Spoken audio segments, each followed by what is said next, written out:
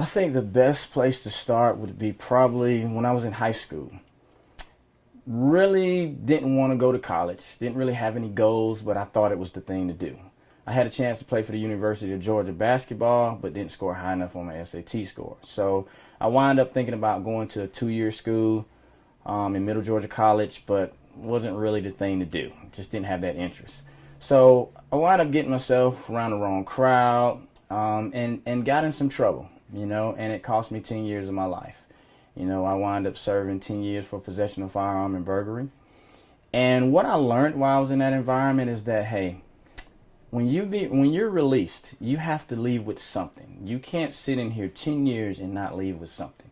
So while I was incarcerated, I thought about the different programs that they have to offer, and none of them interest me.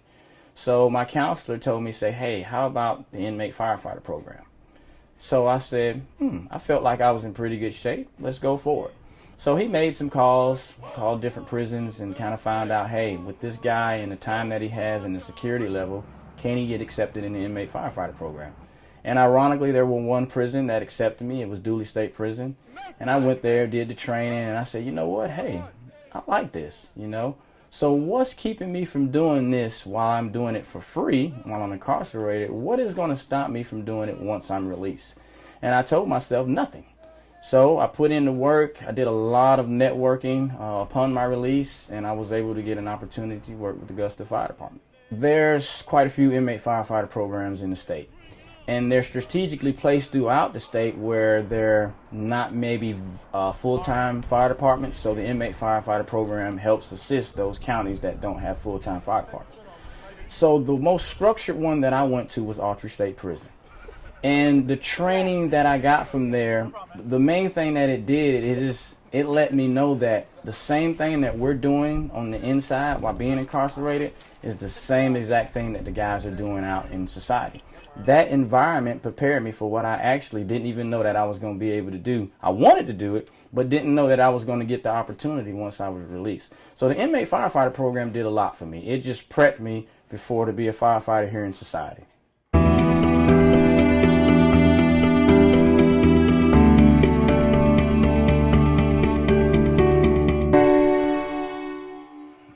One thing I told myself, I said, if I could talk to somebody, I'm going to get a job, because I felt like I could sell myself. With them looking at an application and seeing, have you ever been convicted of felony? And of course you have to check yes. And they seeing a name. They're not really putting the name, a person with that. It's just a piece of paper. So I said, you know what? I got to get to that person who's responsible for hiring or would give me a chance. So I was working at McDonald's while I was in the transitional center. And I used to always talk to different firefighters. I never told them my story. I just used to always ask, hey, when are you guys hiring? What's the process? What do I need to do? So one day I seen a white shirt, and white shirts represent somebody in authority. So I said, you know what? That might be my chance right there. So he came through McDonald's. Actually, ironically, they told him to pull up while he waited on his order. I didn't know who he was. I didn't know anything about bugles and rank. I didn't have no idea who he was. But I seen a white shirt, so I said, hey, I got to put it out there and see what happens. So I said, excuse me, sir, my name is Alima Mims. I don't know your rank. Is there any way, who are you? And he happened to be the training chief of the Augusta Fire Department. I said, hey, look, this is what I have going on.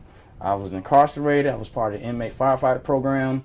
I told him that within the law, it does state that you can be hired with the fire department going through the Inmate Firefighter program, but it's up to the fire department if they want to accept you, also depending on your charge. Due to the fact that I had a nonviolent charge, that was in my favor. So he said, let me talk with some people, let me talk with your previous chiefs, and let's kind of go from there. So I got a chance to go speak with him and the chief of the department, and they called the fire chief that I had from Autry State Prison, had him on speakerphone. They asked about how I was. They called the fire chief at Johnson State Prison, kind of got a character witness of how I was, and they looked at me and they said, we're going to give you a shot. We're going to talk with human resources and see if we can do this, if we can do this legally, and the rest is history.